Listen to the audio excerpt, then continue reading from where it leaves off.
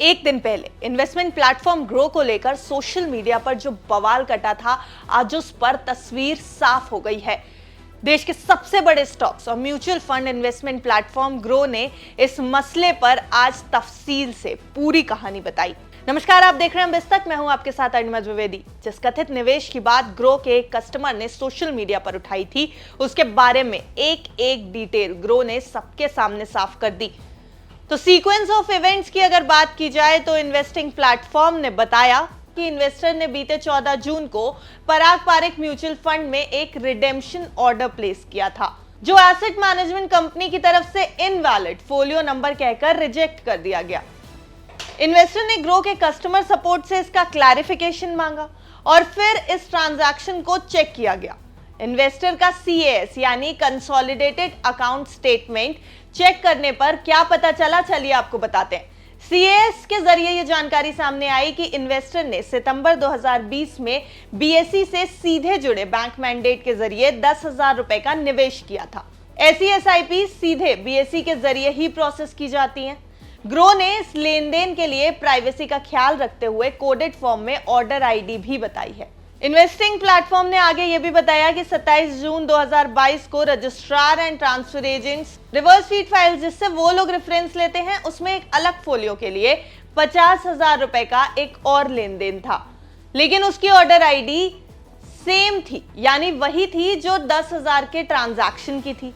Company ने यह भी बताया कि इसके बाद कंपनी ने जब RTA फाइल को अपने सिस्टम में प्रोसेस किया तो एक ही ऑर्डर ID होने के कारण 10,000 रुपए का जो मूल लेन देन था, उसका मूल्य 50,000 रुपए रजिस्टर्ड हो गया और नतीजन निवेशक के पोर्टफोलियो में अनजाने में एक्स्ट्रा यूनिट्स डिस्प्ले हो गई। ग्रो के मुताबिक इसे बाद में ठीक भी कर दिया गया था और निवेशक को सूचित किया गया था। कंपनी के मुताबिक कस्टमर से इस ट्रांजैक्शन से जुड़े 50,000 रुपए के डेबिट होने की डिटेल भी मांगी गई थी। फिलहाल अभी तक ग्रो को ये डिटेल्स नहीं मिली है। कंपनी ने कहा कि हमें BSE से भी कंफर्मेशन मिला है कि निवेशक के खाते से ऐसी दावा की गई कोई भी राशि डेबिट नहीं की गई है। इस बीच कंपनी ने अपने बैंक रिकॉर्ड को भी पूरी तरह से जांचा है और इस बात की पुष्टि की है कि निवेशक से उस डेट को ऐसा कोई भी पैसा प्राप्त नहीं हुआ था। अब बात कर लेते हैं कि ग्रो के हिसाब से इस पूरी कंफ्यूजन का आखिर कारण है क्या। इन्वेस्टिंग प्लेटफॉर्म के मुताबिक हमारे सिस्टम निवेशकों की होल्डिंग रिपोर्ट को अपडेट करने के लिए एक्सचेंज और RTA दोनों से रिपोर्ट लेते हैं। ऑर्डर ID में डुप्लीकेशन होने से निवेशक की होल्डिंग में गड़बड़ हुई थी, जहां शुरू में 10,000 रुपए का ऑर्डर गलत तरीके से 50,000 रुपए के रूप में प्रदर्शित कर दिया गया था, यानी डिस्प्ले कर दिया गया था।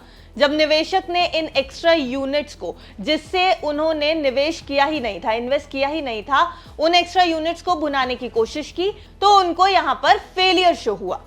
तो ये तो था पूरे मामले के पीछे का ग्रो की तरफ से दिया गया एक्सप्लेनेशन। अब देखना यह होगा कि क्या इस पूरे मामले को लेकर आगे किस तरह का एक्शन देखने को मिलता है।